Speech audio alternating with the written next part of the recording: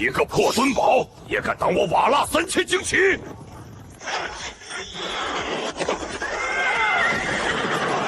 有沟，前面不是平地吗？不对，这不是鸣人的旧宝。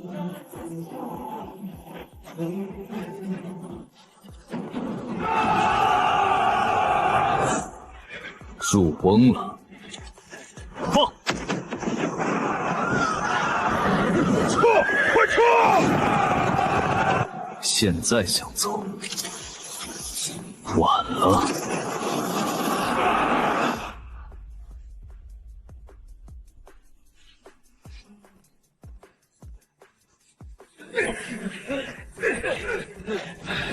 大人，弟兄们手都磨穿了，好好一片平地，挖成这鬼样子做甚？达子还没来，咱们自己先掉坑里了。你们现在骂我，等达子来了会谢我。这地沟还能咬马腿不成？能。瓦剌骑兵冲锋，靠的是马蹄惯性和箭矢压制。这里太平了，他不撞墙也能绕着墩堡兜圈，把城头火铳手射成刺猬。那咱们就把墙修高点儿。墙高，死角也多。大明墩堡多为方正，墙根下全是死角。达子贴到墙根，城头火炮就打不着他。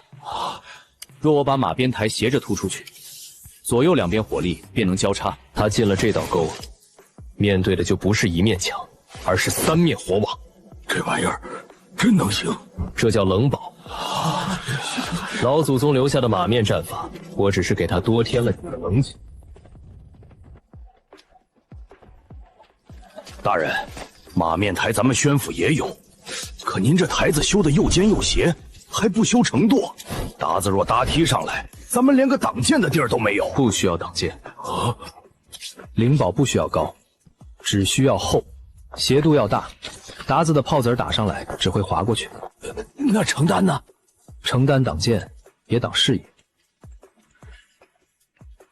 我要的是绝对视野，只要火网铺得够密，达子连搭梯子的机会都没有。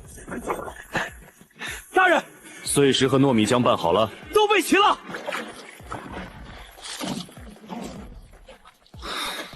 只是这糯米浆金贵，弟兄们喝粥都舍不得，全拿来浇墙了。别心疼那点粮食，墙厚1分，弟兄们的命就长1寸。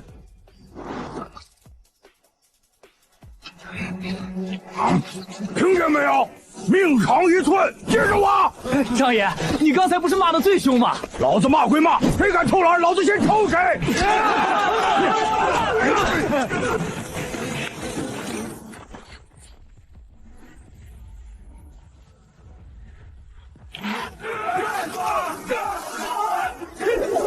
保不住，达子的钩索真爬不上来。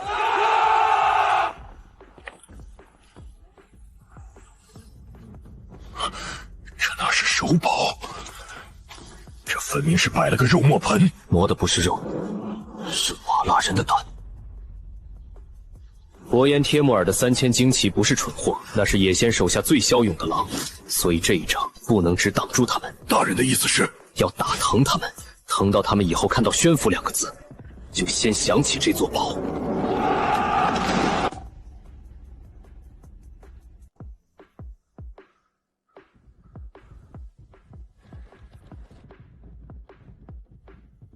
全体归位，火铳手剑站好，火药桶不许露头。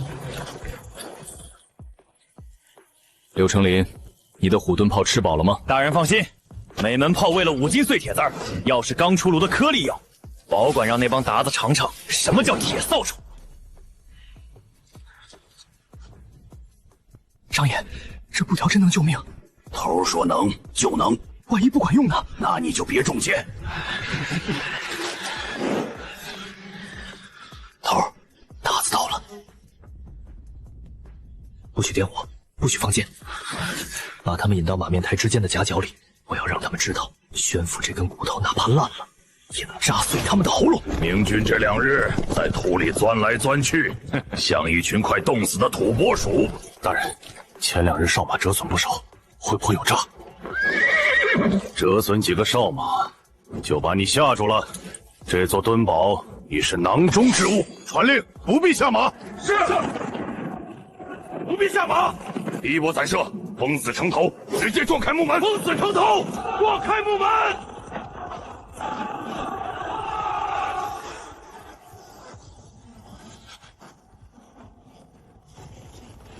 50步。那是什么？枪怎么长出来了？中计了！撤！放！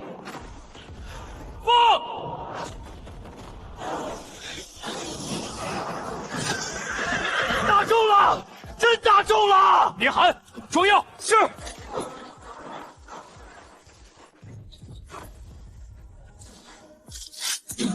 火力没断，真能不断？3段击练得还不熟，但杀人够了。这些民狗怎么可能有这么多火药？下马，布阵登城。他们人少，耗也耗死他们。贴墙，贴上去他们就打不着。够不住，这墙怎么滑得像冰？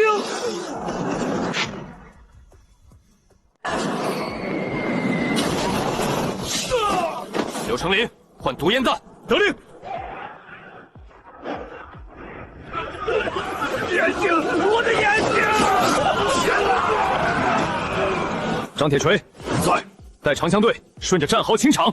长枪队跟老子走！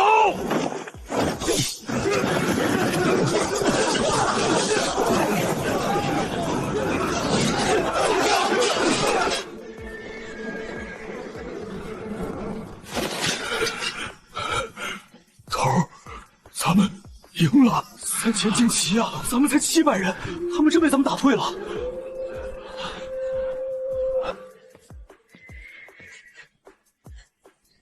陈勋，记下：靖南永卫营第一战，斩首1200，获马匹300。是，头儿，咱这骨头真扎碎他们喉咙了。还不够。薄烟贴木只是开始，这种新防御会吓到瓦剌人，也会惊动自己人。大人是说总兵府？杨红不是瞎子。大人，库房里剩下的火药用光了，全用光了，一粒都没剩。用光了就去抢，去造。现在杨红该坐不住了。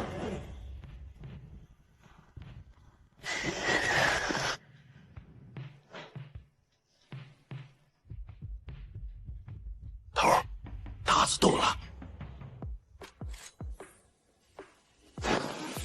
多少？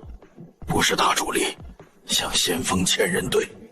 薄烟还不死心，大人，要不要先开炮？不，传令下去，全体噤声。马昭领兵闲默，谁若弄出一丁点响动，自裁。这帮汉奴吓破胆儿了，城头一盏灯都没有，破门之后鸡犬不留，冲过去！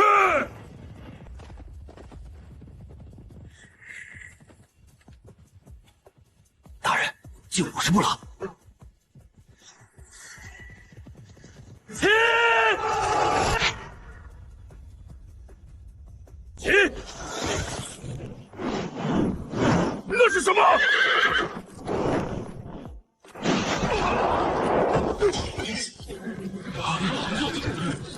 一排，放。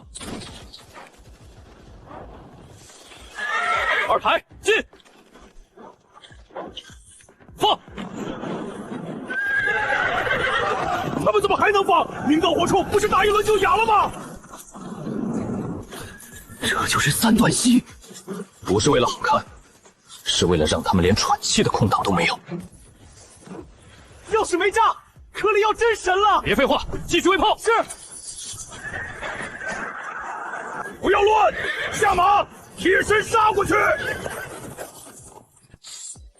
张铁锤在，长枪队清场。长枪队跟老子杀！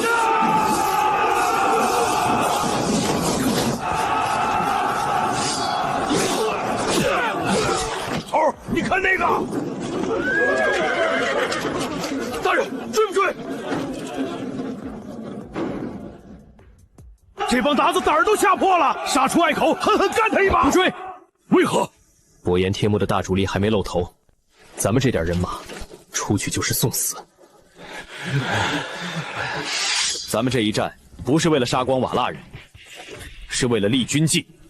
今日你们亲眼看到，瓦剌人的皮甲挡不住火铳，他们的战马跑不过子弹。只要阵型不乱，只要手里有火药，草原上的狼也就是一群待宰的畜生。人在宝在，人在宝在。从今往后，火器就是靖难营的胆。谁再敢说火器是奇迹未除，就把今晚这一地狼藉给他看！去看，去看，去看！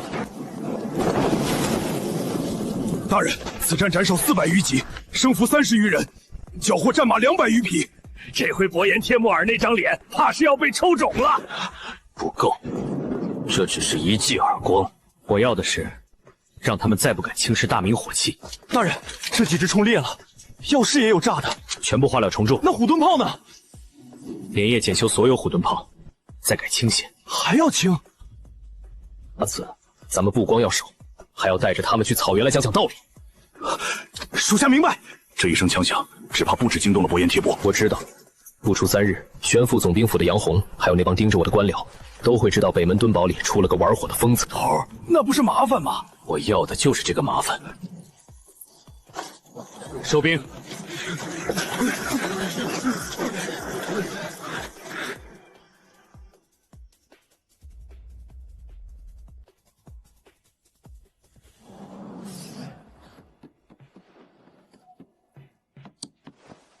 父亲，秦烈在北门闹出的动静实在太大了。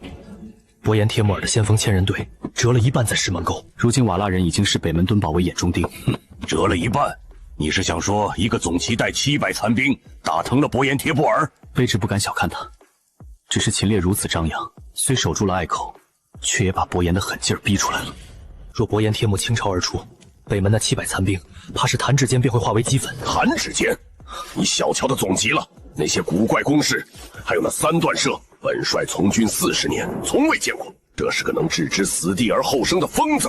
那咱们是否拨兵增援？不增援，命秦烈虎守北门墩堡。吾本帅亲笔手令，不得出击一兵。父亲，他刚立大功，若此时困住他，会不会寒了将士的心？他是奇才，但也太狂，得让他知道这宣府镇到底谁才是主。困他几天，磨磨性子。是。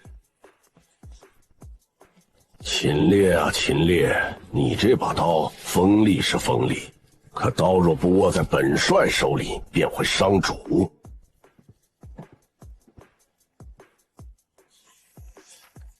大人，这东西是从瓦剌少马首领怀里搜出来的。这是瓦剌的粮道，不是普通粮道。野县大队主力往京师压，伯颜帖部留在宣北县咬我们。可他的后勤辎重还落在黑龙口，黑龙口是死胡同，大雪封山，马车走不动。现在那儿积压了少说100余辆粮草车，那是伯颜的命根子，也是咱们的机会。大人，总兵府急令。大人，杨帅令咱们虎守北门堆堡。还有呢？吾杨帅亲笔手令，不得擅自出击一兵一卒。大人，那黑龙口固守，守到粮尽弹绝，等伯颜帖木儿吃饱喝足，再来拆咱们的墙。大人，这是杨帅军令，将领在外，军令受不受，得看那道令能不能保命。陈勋，去把柳成林叫来。大人要做什么？去黑龙口烧伯颜的饭锅。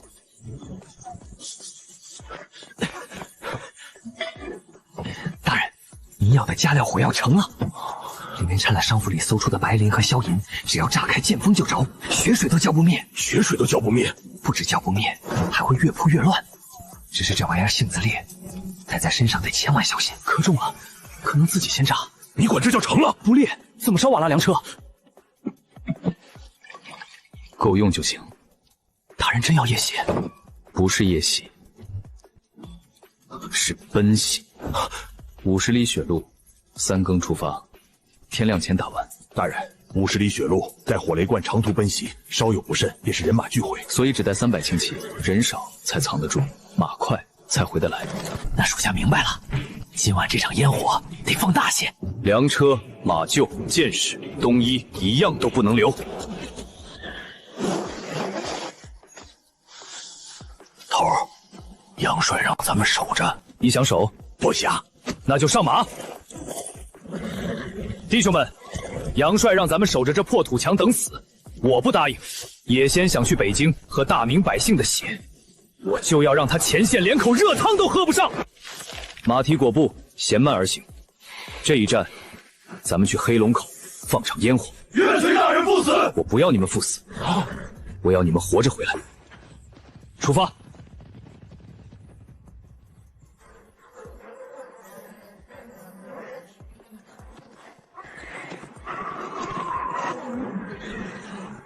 头儿，这血路真能走？能。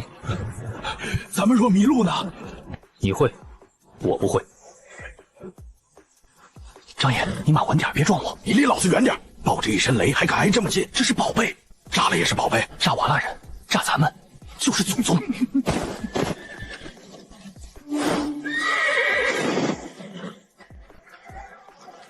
大人，前头就是黑龙口。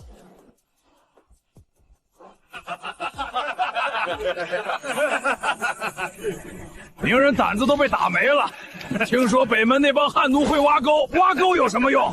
等伯颜大人整军一到，把他们连人带土全填了。第一队，你带队，负责投火雷罐，专炸粮车和马厩。明白。第二队，张铁锤带队火冲压制。得令。我带第三队，直取敌营中军。大人，风急，正往营里吹。正是放火的好时候。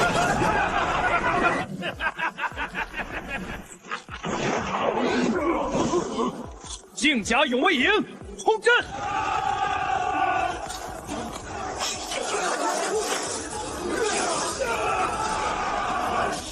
水灭不了！明军西营，南侧两车点透了！不要恋战，火势起来就撤。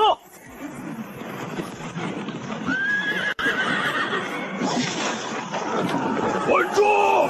明军人少，围上去！陈勋在，带一队人往谷口冲，造出突围假象。卑职领命。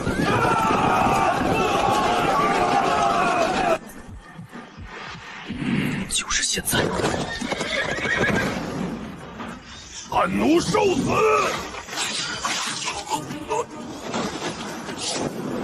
帅气一斩，马烈败了，酋长死了，张起倒了！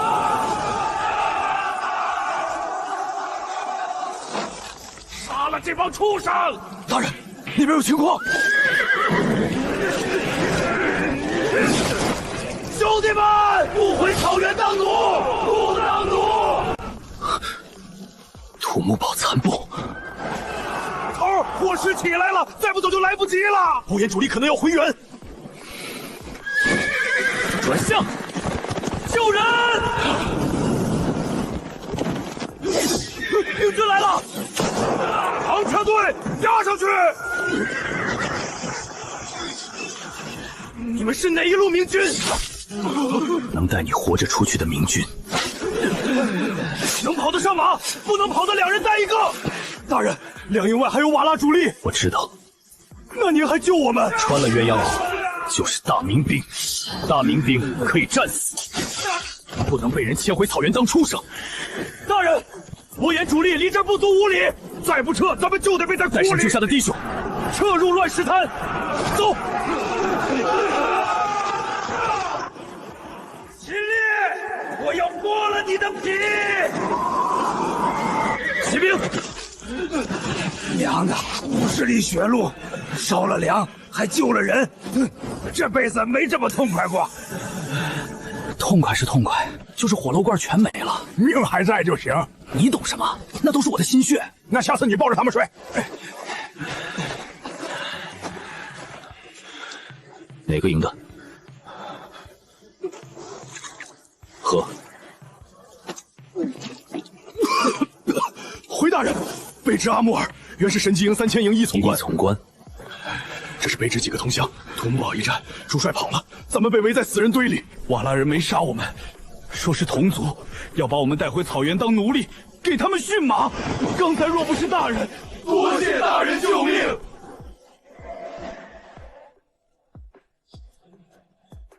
都起来！在大明这块地菜上，穿了鸳鸯袄就是自家兄弟。阿木尔，我听闻义从官不仅识马性，还能在百里荒原中寻水觅草，可是真的？那是保命的本事，要有一口气。只要胯下还有马，我们就跑不丢。只是咱们如今这副样子，哪还配得上3000营这块牌子？配不配，不是死人说的，是活人做的。这些弟兄，原本也是被瓦剌人追得满地爬的逃兵，我给他们火药，给他们肉食，教他们杀人的规矩。现在，他们敢在雪夜奔袭50里，烧薄烟贴抹的粮草，只有死里重生后催出的坚硬胆气。宣府现在是一座孤岛，杨洪老了，文官怕了，只有我秦烈还想在长城外扎下一颗钉子。我缺眼睛，却能把战马养得比饿狼还快的马厾，却能在茫茫大雪里带路的影子。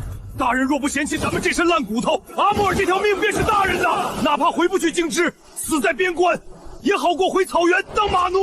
好，跟着我，不保证能长命百岁，但能保证死得像个爷们儿。卑职愿为大人带路，愿为大人受死。娘的，风太大，吹得眼睛疼。张爷，你哭就哭，老子那是硝烟晕的。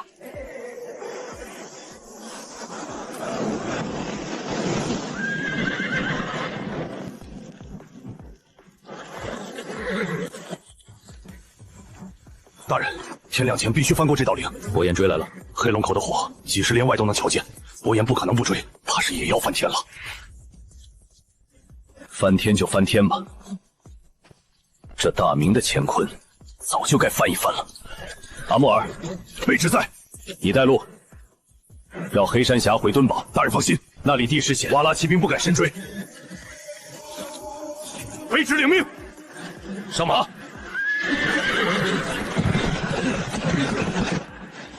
伯颜，这一把火只是开始。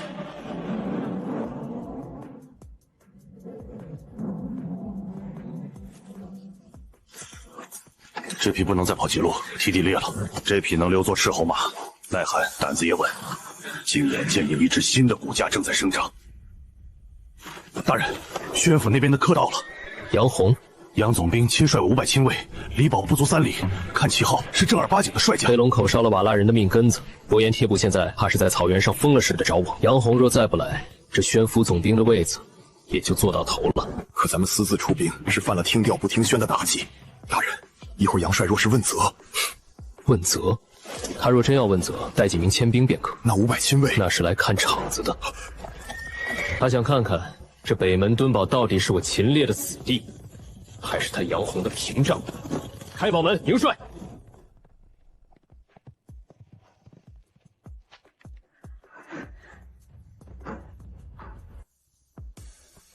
秦烈，你好大的胆子！末将秦烈参见祖兵大人。本帅命你固守敦堡，你竟敢夜袭黑龙口！你可知伯颜贴帛的3000旌旗就在石门沟外？万一你那300人被围，北门失守，瓦剌人直取宣府镇城，这掉脑袋的罪名，你担当得起吗？杨帅，固守是为了待援，你还敢狡辩？可宣府现在何处有援？京师危在旦夕，若我等一味龟缩，等伯颜贴木吃饱喝足，用我大明的粮草，披我大明的棉袄来攻征，那才是真正的必死之举。好一张利嘴！那他们又是怎么回事？私收俘虏，且是蒙古一从，按大明律，你这是通敌。杨帅，边防重地，风大雪紧，末将在官厅里备了些野菜团子和烧子，不如咱们进去慢慢谈通敌的罪名。哼，本帅倒要看看你还能说出什么话来。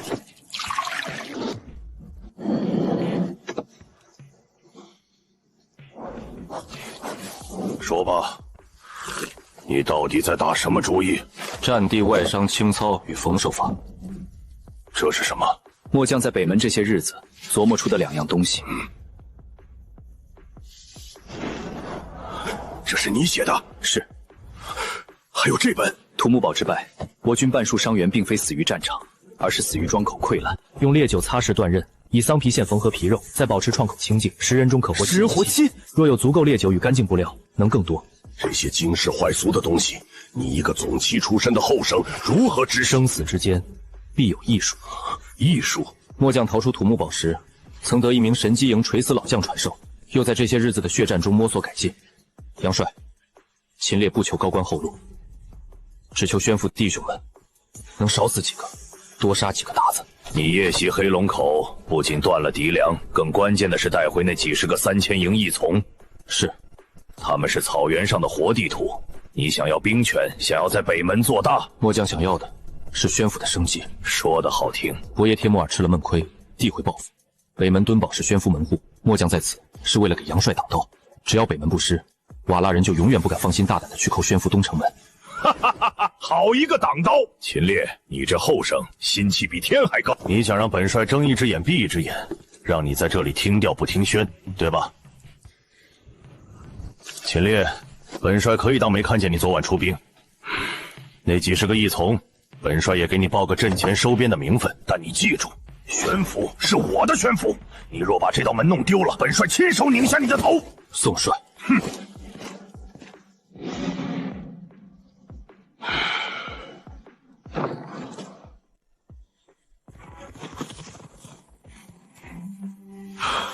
大人，成了。杨红老了，老了，他需要有人替他这场打不赢的仗。从今天起，这北门敦堡才算真正兴起。柳成林在，按我册子里的配比，把所有火药重炼。所有，那药性会更猛。我要的就是更猛。张铁锤，阿木儿，在，飞针在，带上弟兄们去石门沟外设伏。又要宰鞑子！我要让伯颜帖木儿知道，宣府的血不仅冷，还能杀人。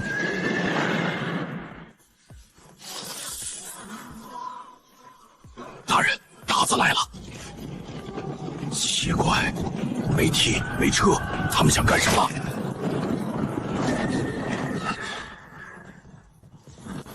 銮驾，大明銮驾！城上的名将听着，大明皇帝陛下有旨，尔等身为臣子，见驾不跪，竟敢修筑妖雷，阻挡圣驾回归！去你娘的圣驾！咱们只知有个被俘的皇帝在塞外吃沙子，闭嘴！不知有什么圣驾能带着鞑子来夺自家关口。真是正统皇帝。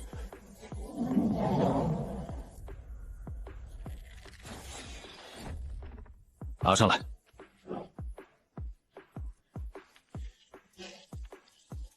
大人，朕乃天子，陷于虎狼之穴，日夕思归。而大边将身为臣子，当体朕之苦楚。野先太师已有许诺，若能献宣府北门，保朕入城，朕定不吝封侯之赏。若执迷不悟，误朕性命，尔等皆为乱臣贼子，九族同诛。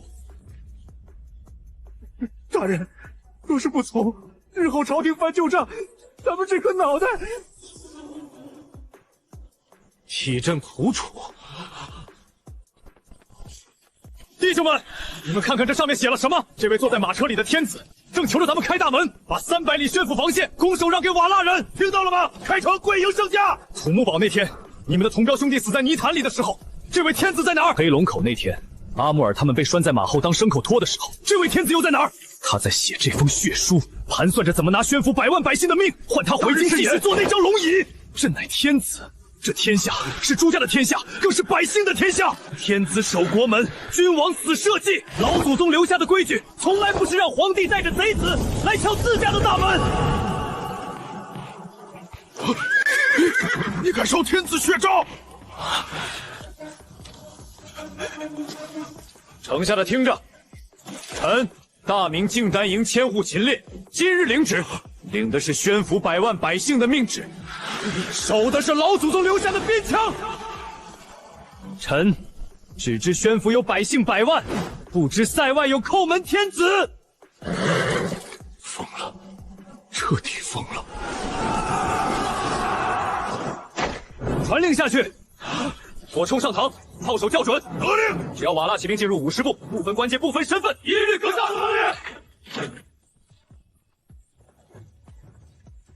大人，火影亭马动了，他不敢攻城，为何？他只是想看看这北门墩堡里住的是人。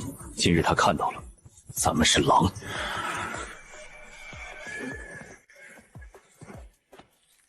大人，您真的不怕死后入不了祖坟吗？若这长城丢了，咱们连这把烂骨头都留不下，还要什么祖坟？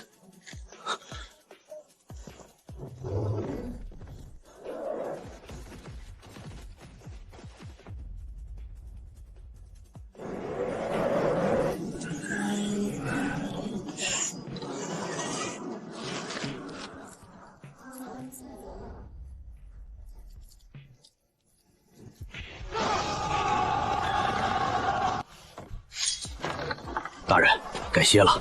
阿木尔刚在雪地里套着的野兔，专门给您炖的。陈勋，你说明儿个野仙会干什么？血叔没讨到便宜，野仙必然知道堡里有高人，所以明面上硬攻不划算，暗地里怕是要动刀子了。细作，宣府镇里多的是想拿咱们人头去向野仙讨赏的汉奸。咱们烧了黑龙口，不仅断了瓦剌的粮，也断了镇城里几家豪绅的财路。那帮人可比达子狠毒，让他们来吧。正好我这镜前营里还缺几个立威的靶子。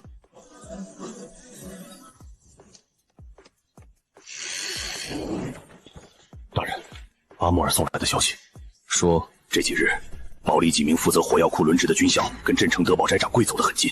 昨夜有人瞧见他们在后角门窟井边递了东西。什么东西？沉甸甸的，像是金。领头的叫王大友，前年从保定府调来的老兵，管着3号火药库。德宝斋，大人知道？宣府前粮官吴德的表亲开的。这帮人正面攻不进我的灵堡，就想从里面炸了老子的命根子。大人，要不要先索人，交给杨帅处置？交给杨洪。杨洪现在正愁没法平衡各方势力，交给他，王大有会按律问罪，可背后那帮豪绅只会觉得我们防务管束软弱。那大人的意思是，边防守备需严明军纪，这防务漏洞得咱们自己查清楚。秦千玺也是，非得跟天子作对，非得跟吴大人作对，炸了这儿，新来的千户发双倍粮饷，老子也不用在这破地方吃风沙了。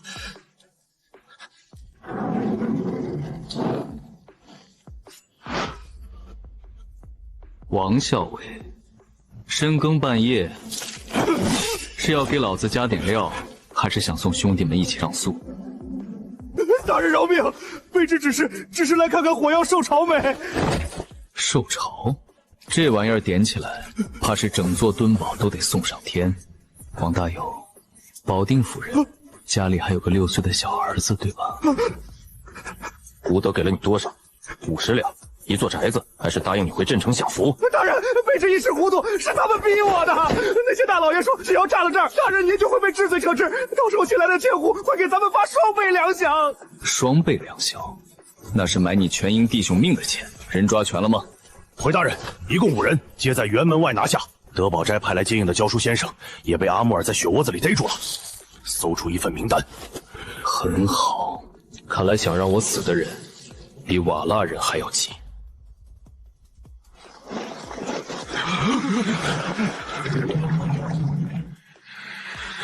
弟兄们，昨晚有人想送咱们上路，什么意思？谁敢害自己人？这5个人受了镇城豪绅的赤金，想在昨晚炸了火药库。若他们得逞，此刻站在这儿的就不是700个活人，而是700个冤魂。咱们在前面杀鞑子，后面有人捅刀子，你们说该怎么办？杀！好，军中自有法度，但今日我不用普通军法。他们想用火害死全营弟兄，我便用火给全营立规矩。大人，此举过烈，杨帅那边怕是不好交代。老陈，你记着，宣府文武百官都在看北门，看我秦烈。我若杀得轻了，他们会觉得我顾忌官场情面，只有杀得让他们做噩梦，他们才敢在动歪心思前先掂量自己的脖子够不够硬。行刑！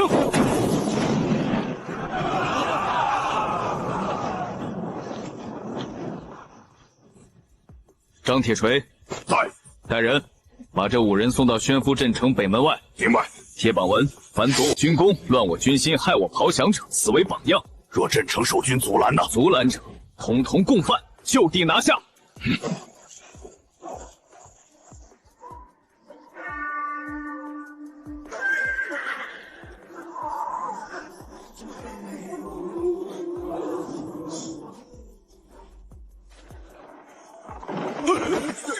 这是王大有，疯了！这个秦烈彻底疯了！去总兵府，快去总兵府！帅爷，帅爷呀！那秦烈公然滥用私刑，草菅人命，还把尸体挂到城门口，这是在打帅爷您的脸啊！滥用私刑，正是他这是无法无天。秦烈送来的密信里还有一份德宝斋的供状，吴大人，要不要本帅把那供状当着全府官员的面念一念？回去告诉那些人，秦烈这把刀现在是本帅手里最快的一把，你们想折了这把刀，也得看本帅的脖子愿不愿意凑上去。滚！父亲，秦烈此举太烈，会不会养虎为患？虎若能咬瓦剌人，就先让他咬。至于以后，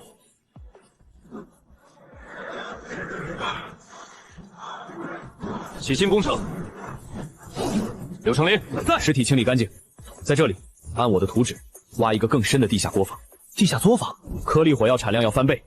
另外，去镇城那些废弃破庙里，把所有铜钟都给我弄来。铜钟，大人，那可是犯忌讳的，毁佛助兵，这佛祖管不了瓦剌人的铁器。我要用这些钟，给弟兄们造一种秘密武器。啥秘密武器？一种能让鞑子骑兵做鬼都想偷的东西。从今日起，靖南营只有一条军规：前面杀敌，后面护袍妹。谁敢在自己人背后捅刀子，我秦烈第一个送他上路。有令！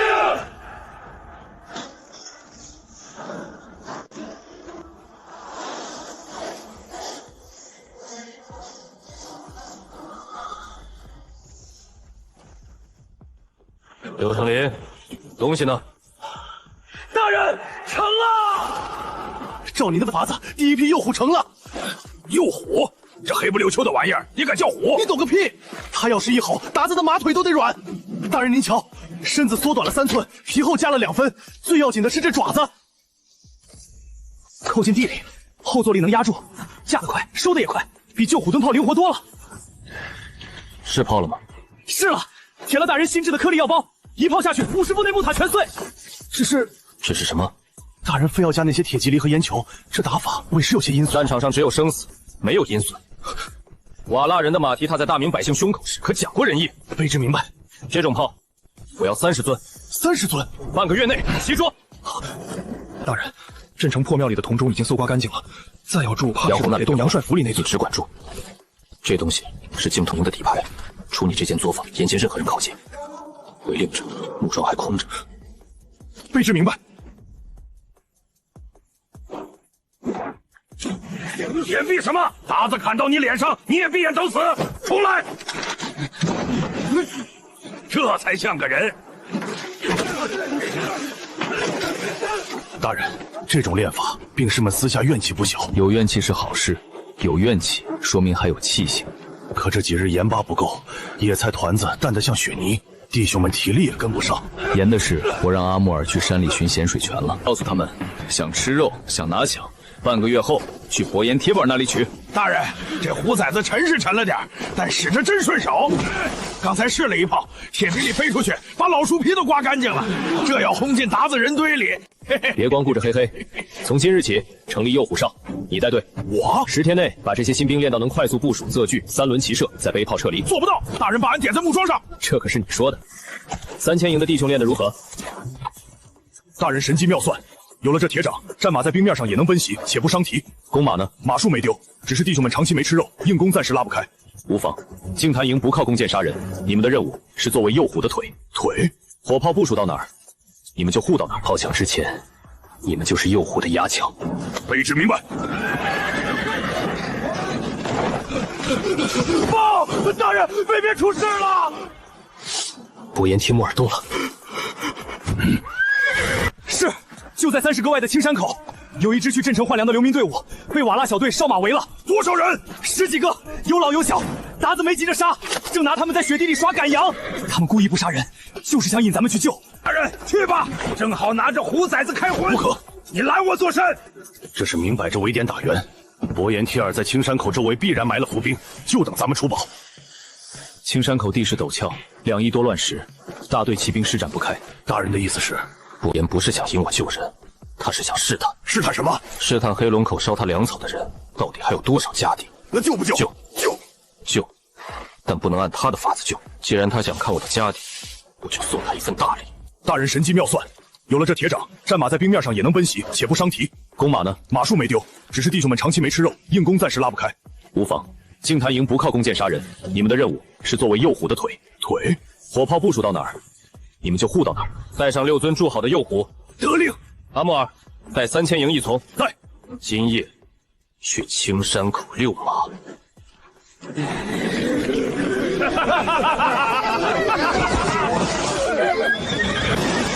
跑啊！汉奴怎么不跑了？北门那帮明军呢？不是很能打吗？怎么不来救？还没动静。回统帅，北门敦堡死寂一片，并无一兵一卒出动。难道那个秦烈当真能眼睁睁看着这些汉奴被凌辱而死？也许他怕了。他若怕，就不会烧我黑龙口。再派哨马去敦堡门口喊阵。是。我倒要看看烧我粮草的疯子究竟是猛虎还是缩头乌龟。来了。传令，第1、第2千人队合围，放火前锋，切断他们后路。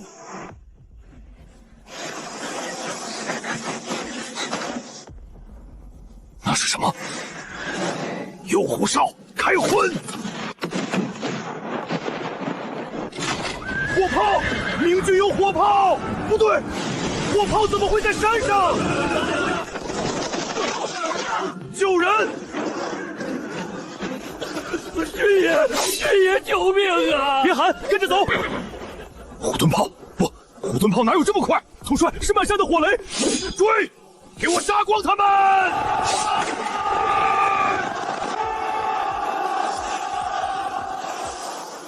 人呢？秦烈！大人，他的主力追上来了。追吧，追得越急，摔得越惨。头儿，要给他们留点见面礼不？留。送你们几个热乎的。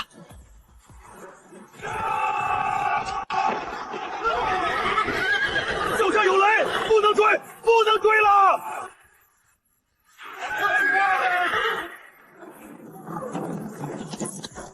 多谢军爷，多谢秦大人。活着就行。大人，咱们这次只杀了几10个哨马，却暴露了诱虎炮，你觉得亏了？属下觉得有些可惜。不亏，这一仗不仅是试炮，更是立信。立信，我要让宣府方圆100里的百姓都知道，北门敦堡不吃人，北门敦堡救人。有了这些人心，咱们这里才会有源源不断的矿工、工匠和兵员。看到没？昨晚那6炮响了之后，他们的腿不抖了，眼不闭了，这才是我要的钢铁。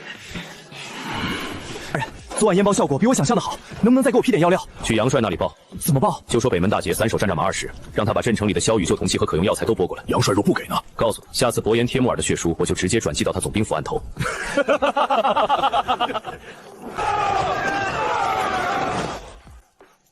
秦烈若是不除，宣府北线便是咱们的坟场。统帅，他不过几百兵马，几百兵马，黑龙口、青山口、石门沟，哪一处不是被这几百兵马咬下来的肉？不再试探，3000精撵过去。统帅要亲自出兵，我要把北门敦堡那几道土墙，连人带骨头全撞碎。并无动静，只有几骑哨马在坡顶一晃而过。哼，秦烈定是想依托坡底壕沟死守。传令，全军翻过山脊后，顺势俯冲，莫给他们火炮齐射的机会。50步，便是咱们的天下。张铁锤，你的诱狐要敢提前露头，老子把你填进炮膛里。大人放心，俺抱的比媳妇儿还紧。你有媳妇儿吗？打完这仗就有了。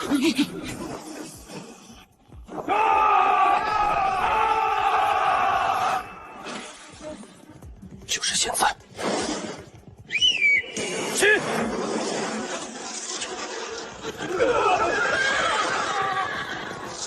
第一队，放！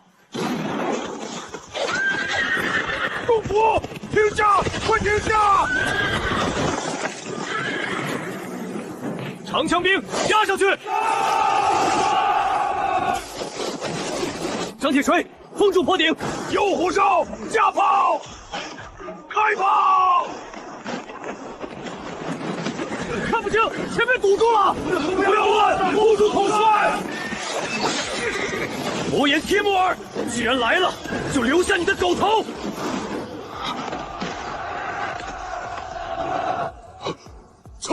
撤回黑石滩！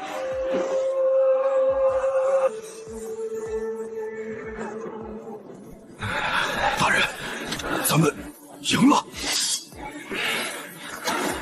赢，这只是打疼了他。 700多鞑子，还只是打疼。伯颜帖木儿还有2000多骑，本钱还没亏光，把俘虏挑出来。是，那个穿金丝甲的留着。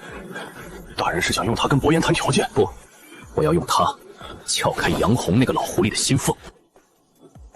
父亲，镇城几位文官已经联名，说北门秦烈杀性太重，怕日后伟大不到。他们怕的是秦烈伟大不到，还是怕秦烈把他们的账本翻出来？报，帅爷，北门敦宝秦千户派人送来了贺礼。 贺礼？这小子火烧眉毛了，还有心思送礼？这是伯颜帖木的七弟，草原上颇有名望的伯克。秦千户带话说，昨夜在断魂崖偶遇瓦剌游寇，顺手给帅爷修了修胡须，斩首700，生擒伯克1人。秦千户还说，北门苦寒，弟兄们缺冬袄，这些战功和俘虏，不知能不能换点棉花。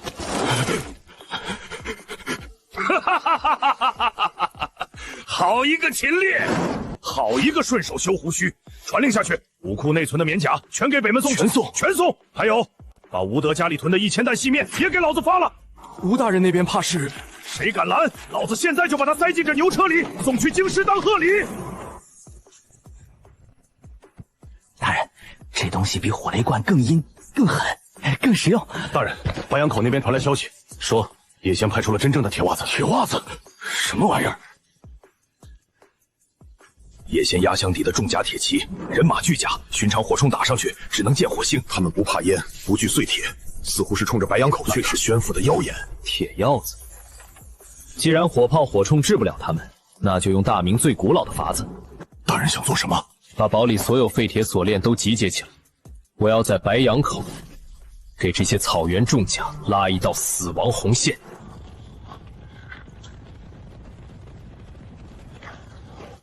大人，看这架势，叶先是要拼命了。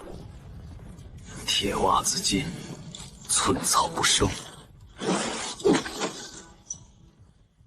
柳成林，雷准备好了吗？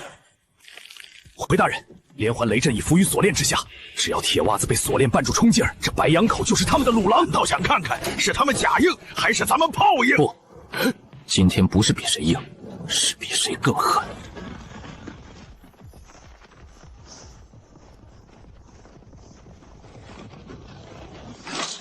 稳住！不到50步，谁也不准开火！开火！有火烧，放！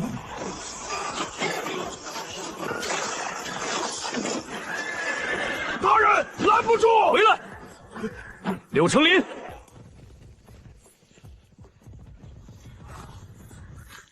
打线！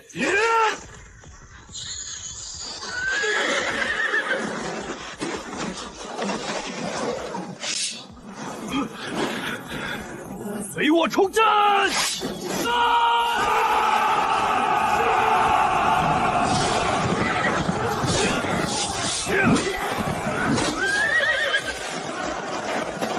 大人小心！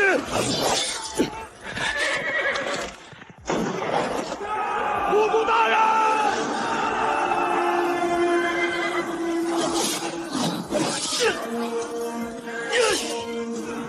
大人，撤吧！ 咱们顶不住了，撤！长城之后便是家园，退一步就是万丈深渊。萨布勒的人头，我要了！给大人开路！谁挡谁死！乘风破马，越山夺刀！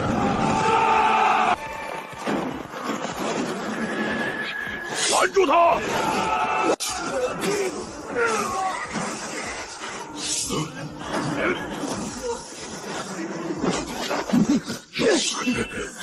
完了！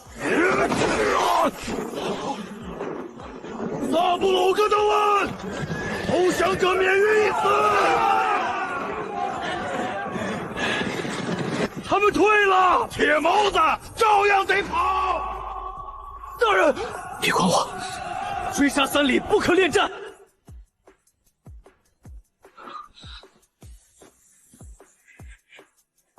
大人，您这命真是硬，生擒1名伯克，这功劳怕是能封爵了。爵位？大人要什么？我要的不是爵位，那大人要什么？我要这白羊口10年平安。去把萨布勒关进死牢，别让他死了。大人要用他换符，不止换符，他是咱们跟野仙博弈的筹码。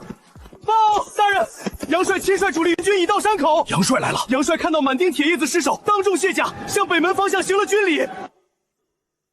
杨帅给咱们行礼。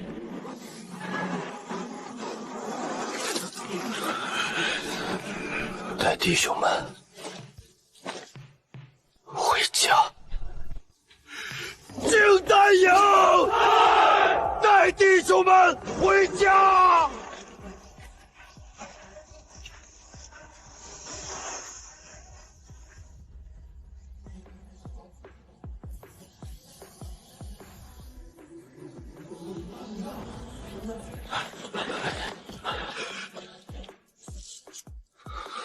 大人，忍着些。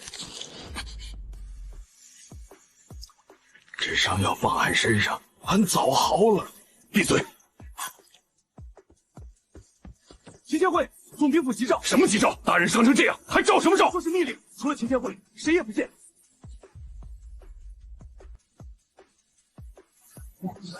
扶起来！大人，您伤口还没结痂。杨红在白羊口山口行卸甲行礼，不是给我这个下属的嘉奖，那是英雄迟暮的交代。头儿，俺背你去。不用。白羊口生擒伯克，这是破天大功。可这时候急诏，只怕不是灵伤。我闻到的也不是伤，是托孤的味道。卑职秦烈参见帅爷。坐下，在这屋里没有帅爷，只有一个快要进棺材的老卒。白羊口的事儿我听说了，连环雷、铁锁阵，还有你那老手们的诱虎。你这打法不像生前书里教的，倒像是从地狱里带出来的。奇迹我因愤怒不得大雅之道，为求活命而活命。天下想活命的人多了，可像你这样拿命给宣府换命的不多。也先撤了，萨布 K 在你手里，短时间内不敢再扣关，但宣府城墙能挡住达子算盘。帅爷的意思是，王震虽死，可他徒子徒孙还在。尸横之流盯着我手里这只老笛子，不是1天2天了。我若一死，杨家亲卫会被打散，宣府会变成那帮争功夺利之辈的狩猎场。到时候瓦剌人再来，这长城就是一张废纸。帅爷，这是……我从亲卫中分出500精锐，皆是跟我从尸山血海里爬出来的汉子。一人双马、3眼痛和硬功都是最顶尖的。从今往后，他们姓秦，不姓杨。帅爷，此礼太重，秦烈受不起。你受得起？我不相信朝廷，不相信京里那些玩弄文字的文官，我甚至不相信我那几个不争气的子侄。我只相信在白羊口敢对着铁袜子冲阵的疯子。记着，这天下早晚是你们这些后生的，但大明的关口不能在老夫手里丢了。我把这500个兄弟交给你，是要你把他们断成尖刀。将来若京城保卫战打响，这支兵是给大明留的最后一口气。臣领命。去吧，去北门，那里才是你的地盘。别让这500条汉子被那些蝇营狗冢之辈吃了，带着他们杀出血路来。末将郭展云奉大帅命，率500亲卫归入秦千户麾下。拜见秦千户。杨帅教过你们怎么杀鞑子，但我这儿规矩不一样。进了北门，你们没名字，没军衔，只有靖南2字。怕苦怕死的，现在回府，我不拦。大人在白羊口生擒伯克的本事，兄弟们能杀鞑子，这条命，大人尽管拿去。跃入细看。回营。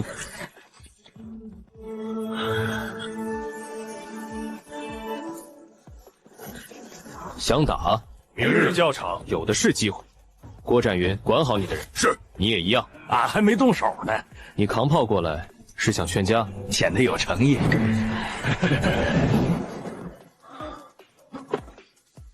大人，您这伤再折腾会要命，命还在就能折腾。大人，杨家军眼力劲儿高，在门口跟咱们的人闹了口角。正常，正常。他们是精锐中的精锐，瞧不起咱们这些残兵败将，理所当然。但也正因如此，我要用他们。大人是想让他们当教官？不只是教官，这500人是真正的种子。种子，我要把新的战法灌进他们脑子里，再让他们带着剩下7个人，以后靖南营不再分杨家军老兵、新兵一从，3个人一个小组，长枪、火铳、右虎炮混编。我要的不是只会列阵挨打的旧军，我要的是能侦察、能伏击、能攻坚、能撤离的全能杀戮机器。大人，这种编法属下从未见过。你会见到效果。今夜开始，全军改编。3段式交叉火力，不是站成一排放桶，要让敌人无论往前、往后、往侧面，都在火力里。反步兵陷阱，不是挖个坑等人掉，要让敌人以为自己在冲锋，其实是在按你设计好的路送死。大人，这些打法闻所未闻，但每一招都是奔命门去的。因为我们的敌人不是在史上谈兵的文官，而是骑在马背上的疯子。头儿，那俺的右虎哨呢？你的人最苦啊！背炮、架炮、开炮、撤炮，还要近战护炮，能练出来，你们就是靖南营的拳头。那俺练。3眼冲能不能改？杨家亲卫的3眼通质量好，若改要式，换引火结构，再调短装填步骤，兴许能做得更快。给你5日。5日？做不出来，去跟张铁锤背炮。3日，卑职3日给大人图纸。经理出事了，于大人保举了将军，这是好事儿啊。可石亨那边都是大明忠臣，那私吞口粮，若不吞那几家豪绅的粮，北敦堡怎么去做出？此子不仅有勇，更有断生死的铁石心肠。去，请石尚书于侍郎入职。大人要本兵要面圣保举。陛下，原闻副将一职，关乎京师门户，实情有何人选？秦烈此人出身微末，不过杨洪麾下一名千户。如今杨帅病重，宣补防务凋零。若让一个乳臭未干的小子代理防务，恐难服众。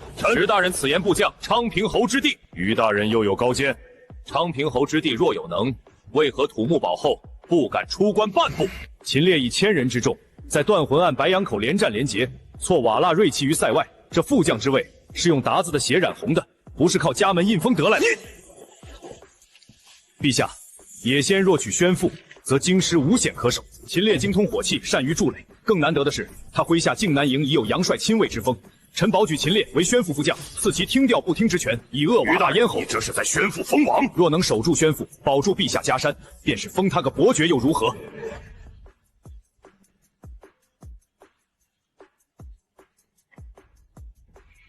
准奏，封秦烈为宣补副将，自上方县总督宣补北县防务，宣补交给秦烈。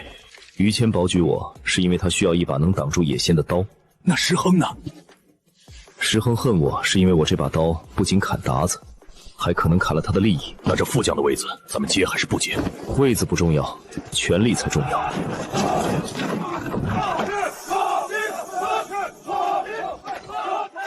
郭展云，末将在。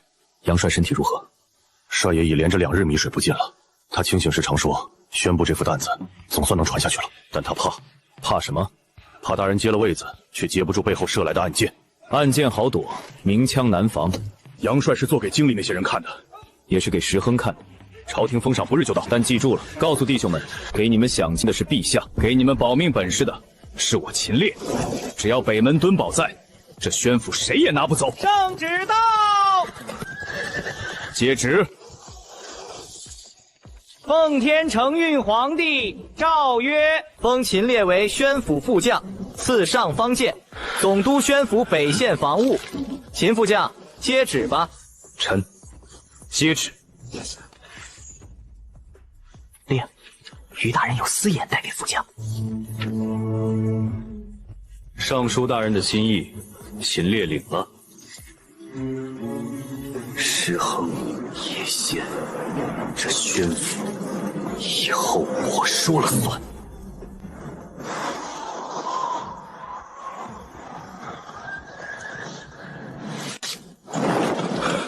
大人，从总兵府拨来的冬米，在半路被石家军巡防营截缴了。理由说是京师守卫吃紧，后勤兵部的条子优先供奉石副总兵嫡系。放屁！他们宣平平，他们在后头抢粮，给咱们的只有这个。这他娘是给人吃的！大人，不只是粮，还有什么？盐、炭、药全断了。兄弟们已经开始拆马棚的木头烧火取暖。补节线断了几天？整10天。石亨这是想让净滩营冻死、饿死在北门。大人，咱们怎么办？先活下去。开锅。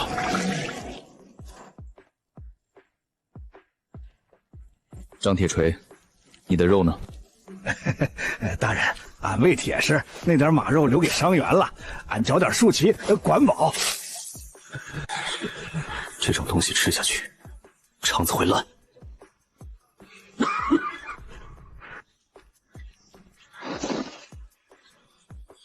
郭展云，在，带300人去后山乱石岗，去打猎。这大雪封山，耗子都冻死了。不打猎，去挖老鼠仓。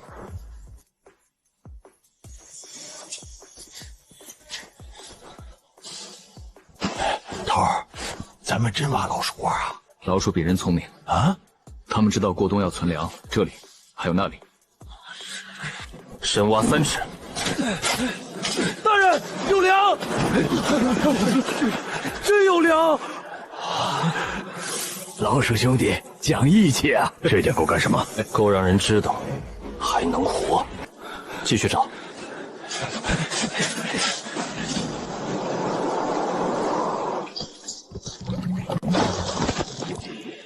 鱼有鱼！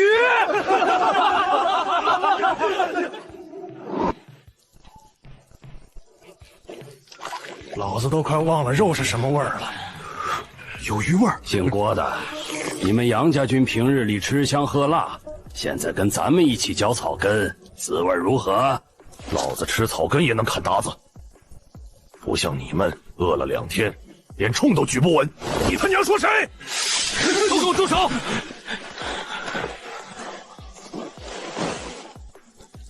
收刀。郭展云，在。你觉得自己是杨红的兵，是大明精锐，所以委屈。你呢？觉得他们是关系户，抢了你们口粮，所以不忿。土木堡一战，20万铜头化为枯骨，精知那些达官贤贵在算计怎么分赃，怎么让咱们死在雪地里，好腾出位子给他们的草包儿子。他们忘了宣府，忘了大明还有一支敢在白羊口生擒薄客的孤军，但咱们不能忘。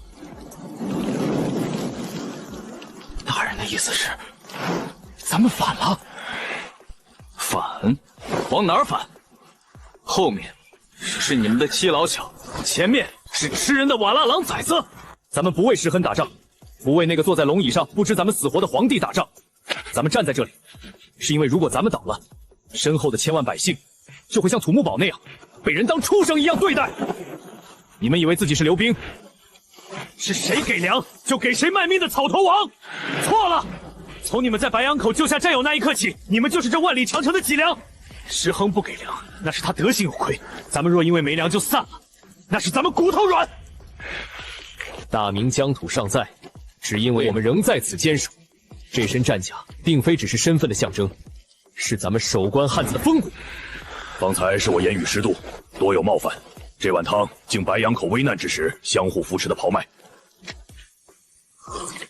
那我也敬杨家军在深沟替咱们挡的那一箭。那俺也敬一个，敬老鼠仓。大人，军心稳住了。不是稳住，是重新长出来了。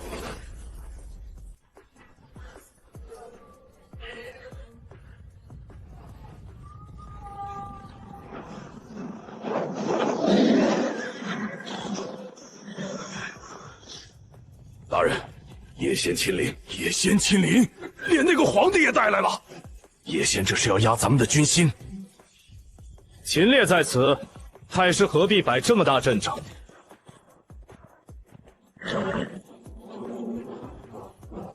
秦副将，本太师统兵20载，自问被大明名将了如庸碌。本太师实在好奇，白杨门那一战是谁教你用铁索绊马，用烟火破甲的？死在战场上的瓦剌人教的。好，秦烈，我就喜欢你这股傲气，叫良禽择木而栖。石亨断你粮草，京师文官在背后续写你的死状，保举你，可他能给你的也不过是一个随时会被收回的虚名。归顺本太师，我封你为义姓王。长城以北，千里水草牧场归你，宣府内的金帛女子任你挑选。拿咱们宣府当他的牛羊圈了！别动，听大人说，你这一身奇谋，不该埋没在这些碎砖烂瓦之下。大人，太师开的价码确实很高，但太师算错了一件事。哦，你我皆是棋子，在这乱世大棋群里，你求的是草原复兴，我求的是家国安宁。你以为自己手握万军，其实你也被草原饥荒、部落内斗推着走。我在，棋盘就在。我若退了，你不仅吃不下这江山，还会被这棋盘反噬。冥顽不灵！你看看你身后这些兵，他们还有几天口太司合围3日，不费一箭，这北门堡便是一座死城。朕命你开城！秦烈，你是朕的臣子，朕如今受难，你竟敢在此大谈棋局！快开城门迎太师入城，保朕万全，否则朕灭你九族！皇上，您看这雪。什么？臣在土木堡见过这种雪，那时候20万大明男儿的血，把这种雪染成罕红色。那时候您在做什么？臣只知宣府有百姓100万，不知塞外有叩门天子。臣甲胄在身，耳力不好，听不清太师身边的胡言乱语。叶仙，你要战，我便给你战，但这劝降的戏码到此为止。你那些烤全羊，还是留着祭奠死在白羊口的勇士吧。秦烈，本太师记住你了。这大明若多几个你这样的人，本太师或许真只能退回大漠吃沙子。传令下去，围城！我倒要看看你的脊梁骨到底能不能当饭吃。大人，刚才吓死俺了！您敢这么跟皇帝说话？传到京里，京里已经没什么可失去的了。铁锤，去把剩下的陈元老簇和萧石拿出来。做什么？让柳成林准备火油坛。既然野仙想围死我们，我们就在他扎稳篱笆子之前放一把火。大人说，兄弟们虽然饿，但刚才这口气出了，心里顺。这仗靖难迎接了。叶仙的赏识是诱饵，也是试探。他会攻城。草原熊熊最尊敬强者，也最想毁灭强者。今晚不睡，请大人下令，把杨家亲卫分成3班，每帮带50名荆南营老兵。我要在叶仙大营周围种满地火。遵命。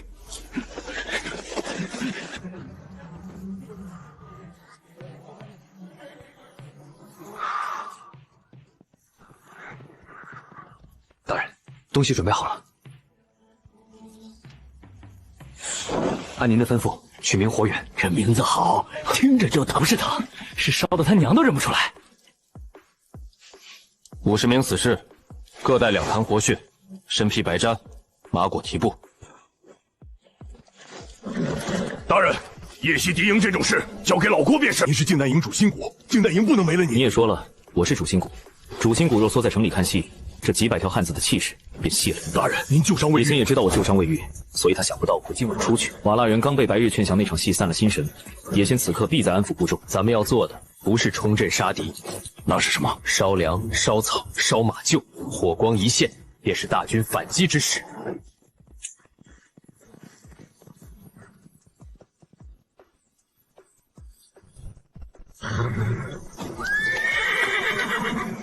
3看，每5人1组。这鬼天气，鸣人早冻死在堡里了吧？太师说那个秦烈是狼，狼也得吃饭。他们没粮能咬几天？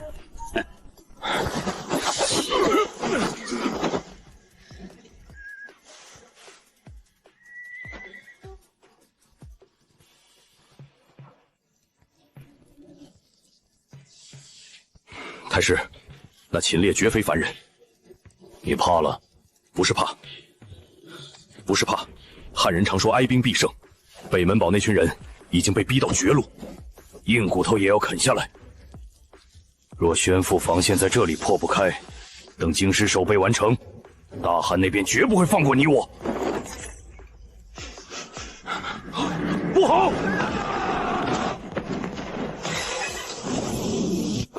太师，后营起火！是秦烈。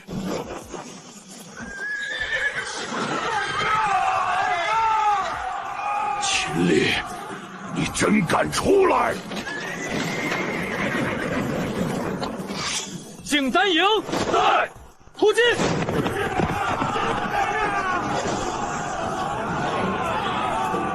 明军进来了！救火！快救火！疯了！这疯子竟然真的杀出来了！秦烈，留下命来！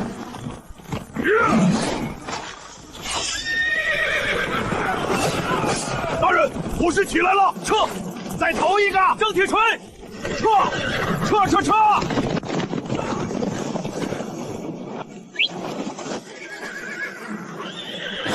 想走，留下人来！